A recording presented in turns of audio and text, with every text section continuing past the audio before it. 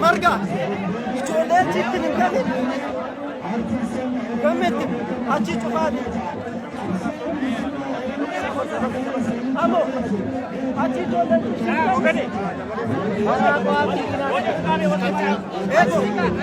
Eko achi ijoollee.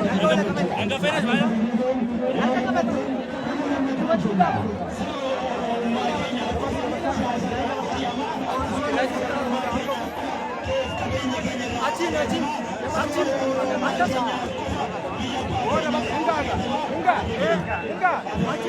Enggak.